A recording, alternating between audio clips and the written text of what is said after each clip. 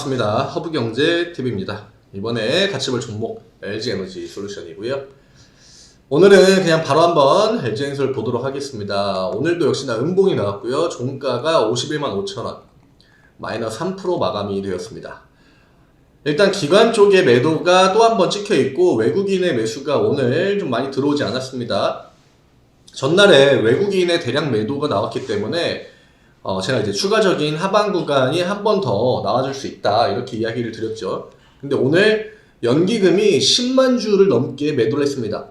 지금 오늘 시장에서 제가 한번 먼저 좀 이야기를 드려야 되는 게 지수가 반등이 나왔습니다. 빨간불, 양시장 다 빨간불이 들어왔죠. 근데 2차전지 종목들은 양시장 다 음봉이 강하게 나왔습니다. 이 얘기는 그동안 3분기, 4분기 동안 이어졌던 2차전지의 강세, 그리고 2차전지를 주도로 해가지고 시장을 올려주고 조정해주고 내려주고 올려주고 했던 요 메인 흐름, 철저하게 3분기, 4분기의 시장의 주도 업종은 2차전지였단 말이죠. 근데 그게 12월부터 약간 좀 삐그덕 거리기 시작하다가 어제를 기점으로 한번 이제 강하게 자금의 이동이 나타났다 이렇게 봐야 될 것 같아요. 이거는 의미하는 바가 큽니다.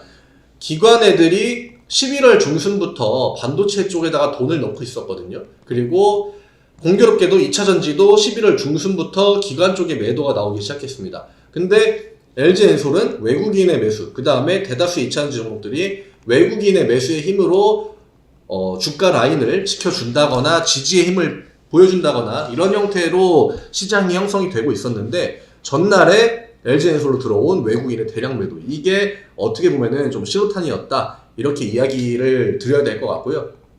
제가 LG엔솔은 외국인의 포지션이 중요하다, 그리고 연기금이랑 외국인에 의해서 주가가 형성이 된다 했는데 어쨌든 간에 연기금으로 인해서 LG엔솔의 주가는 계속적으로 좀 마이너스 점수를 받을 수밖에 없었죠. 근데 그거에 따라서 이제 LG엔솔이 약세를 보일 때는 기관 매도가 클 때, 그 다음에 빨간불이 들어올 때는 외국인 매수가 클 때, 이런 식으로 보통 형성이 되어 왔는데 외국인이 한번 매도를 강하게 잡았기 때문에 또 거기다가 연기금의 매도가 더해졌기 때문에 요런 날 당연히 주가가 변동성을 보일 수밖에 없고, 어제도 말씀드렸지만 이런 흐름, 반등이 강하게 나오지 못하고 기관의 매수가 돌아서지 않고 기관이 전체적으로 2차전지 쪽에 자금을 빼는 모습, 요거는 좀 인지를 하고 계셔야 됩니다. 물론 그렇다고 해가지고 LG엔솔이 주가를 뭐 여기까지 밀겠습니까? 그러진 않겠죠. 분명히 중간에 가격 라인, 중요한 가격 라인이 이제 뭐 50만원, 뭐 51만원 요 구간이 경계 라인이거든요.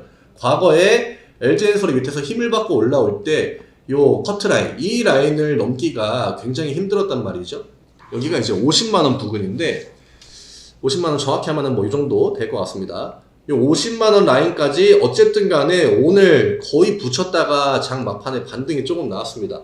그러니까 충분히 50만원까지도 올 수 있겠구나. 물론 그거에 대한 부분을 떠나가지고 50만원에서 하방을 멈춰주는지, 그 다음에 기관 애들이 계속적으로 50만원 구간에서도 매도를 이런 형태로 보여준다. 그 다음에 외국인이 중간에 또 한 번 대량 매도에 나선다.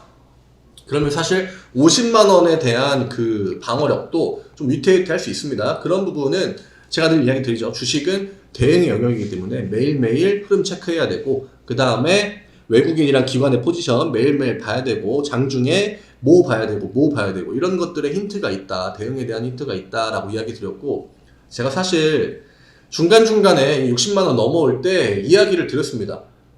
매도에 대한 이야기, 분할 매도. 그러니까 지금이 되게 뭐 흐름이 좋고 할 수 있지만 이럴 때 한 주씩, 2주씩이라도 꾸준하게 매도를 하셔가지고, 그러면은 결국 나중에 내가 이 수익률을 봤을 때 이게 내가 뭐 고점에서 매도를 하든 아니면은 내가 분할로 나눠서 매도를 하든 대부분의 수익 구간이나 수익률은 비슷비슷합니다. 그게 물론 고점이라고 생각되는 구간이 매도가 됐을 때 가정에 대한 이야기죠. 그리고 근데 제가 이제 이 얘기를 왜 그렇게 안 들었냐면은, 매도 이야기를 하시면은 그 굉장히 싫어하세요.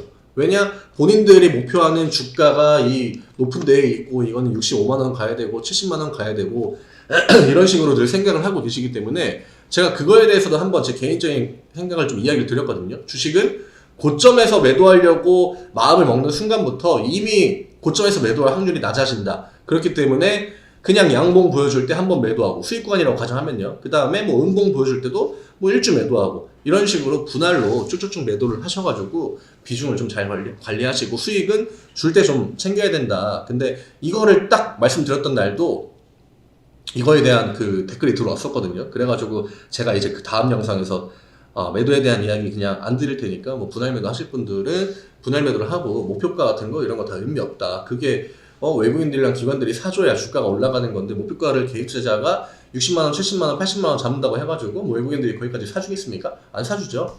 예, 그래서 그런 부분들이 좀 아쉽긴 해요. 예, 아쉽기는 하고 일단은 지금 일단 뭐 51만 5천원까지 내려왔는데 제가 어제 51만 7천원 이야기 드렸죠. 물론 비슷한 구간에 주가가 한번 좀 브레이크가 걸려주긴 했지만 다음 주 흐름이 중요할 것 같아요. 결국 다음 주는 CPI 발표가 있고 그 다음에 미국의 FOMC 일정이 겹쳐 있단 말이죠. 요거에 따라서 시장의 방향성이 갈리긴 할 겁니다. 근데 이게 2차전지가 최근에 또 보여준 모습의 특징이 뭐냐면은 시장이 안 좋을 때는 좀 버텼습니다. 근데 시장이 어제 그 다음에 오늘 좀 바닥을 잡아가고 혹은 흐름을 잡아가려고 할 때부터 음봉이 나오기 시작했단 말이죠. 강한 음봉이, 강한 매도가 나오기 시작하고. 그러니까 이런 것들을 감안한다고 하면은 오히려 다음 주에 시장이 조금 이제 불안불안해지는 거죠. 왜냐? 반도체가 올라간다는 거는 경기 회복에 대한 기대감이 있는 거고 그 다음에 이제 금리에 대한 압박 이런 것들이 없어진다는 건데 이런 이슈들이 다시 한번 시장에 데미지를 준다? 그러면은 또 이전처럼 2차전지의 그 자금들이 유입이 될 수 있거든요. 그래서 제가 이야기 드리고 싶은 거는 딱 요거. 오히려 이 지금 상황으로 본다고 하면은 상방에서 반도체 뭐 카카오, 네이버 이런 걸 잡아줬잖아요. 그러니까 우리는 오히려 2차전지를 보유하고 있는 입장에서는 이 결과 물가지표나 금리 관련 이슈들이 오히려 이전처럼 시장에 안 좋게 나와야 그래야 조금 주가가 오히려 강세를 보이지 않을까 이렇게 한번 이야기를 드리겠습니다. 좀 아쉽죠. 이틀 동안 거의 뭐 한 10%를 밀어버렸기 때문에 이런 거는 개인 투자 하시는 분들 입장에서는 진짜 내가 뭐 그동안 꾸준하게 뭐 분할 매도를 하신 분들도 계시겠지만 제 영상을 열심히 보신 분들이라고 하면은 그리고 저희 회원분들도 뭐 거의 다 대응이 된 상태고 보유하고 계신 분들은 근데 이게 이제 다 그래요. 예, 고점에서 내가 뭐 목표가를 얼마를 잡고 이런 거는 진짜 다 하든 더 안 좋습니다. 오히려 결과에 안 좋고 그냥 줄 때 매도 1주씩 2주씩 분할 매도.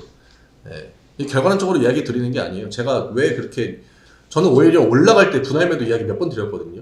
근데 이상하게 우리나라 투자하시는 분들이 매도에 대한 이야기를 하면은 거부감이 굉장히 심합니다. 그래서 제가 그 뒤로 더 이상 이야기 안 드린다 얘기 드렸던 건데 일단은 다음 주 좀 봐야 될 것 같습니다. 오늘 2차전지가 전반적으로 대약세를 보였고 그렇다고 뭐 삼성이나 하이닉스가 지금 뭐 신고가를 뚫고 가냐 아니면은 특정한 가격대를 넘어와가지고 추세가 좋고 뭐 차트가 엄청나게 좋다 그런 흐름은 아니에요. 그러니까 뭐 차익 실현 물량이 한두 턴 혹은 뭐 한 주 정도는 나와줄 수도 있겠죠. 그 이후에 지금 어쨌든 간에 내려온 건 내려온 거기 때문에 여기에서 구간을 어디까지 잡아주고 어디에서 반등의 힘을 보여줄지 그 부분을 좀 생각을 하셔야 될 것 같아요. 이젠 다시 또 중요한 대응의 영역이라고 생각을 합니다.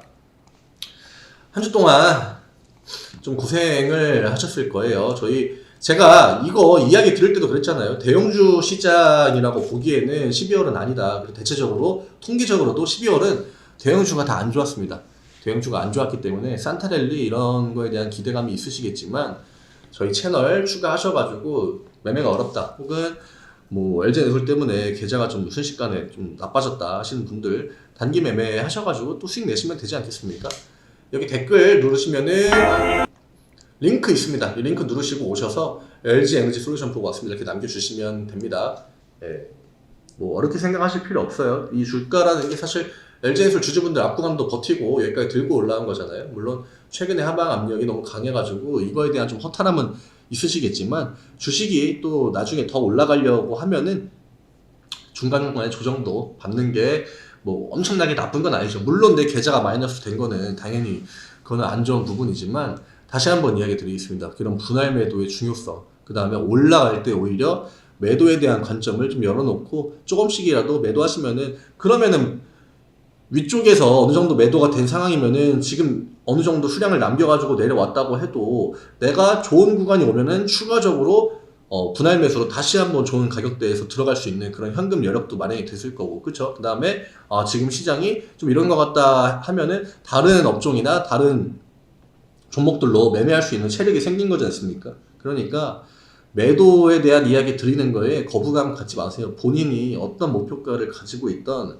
내가 뭐 어디까지 가격을 보던 간에 우리나라 시장은 그렇게 호락호락하진 않습니다. 대응을 좀 빨리 해야 되고, 그 다음에 결국에는 이런 대형주들은 외국인들이랑 기관들이 주가를 만들어가는 거기 때문에 그런 부분들을 좀 감안해가지고 개인 투자자의 힘이 굉장히 우리나라 시장에서는 약하다, 이런 것들 인지해 주시면 좋을 것 같아요. 화이팅 하시고 다음 주에 또 대응 이어나가야죠. 주말 잘 보내시고 월요일에 또 인사드리겠습니다. 저는 LG엔솔 영상 계속 찍을 겁니다. 네, 감사합니다.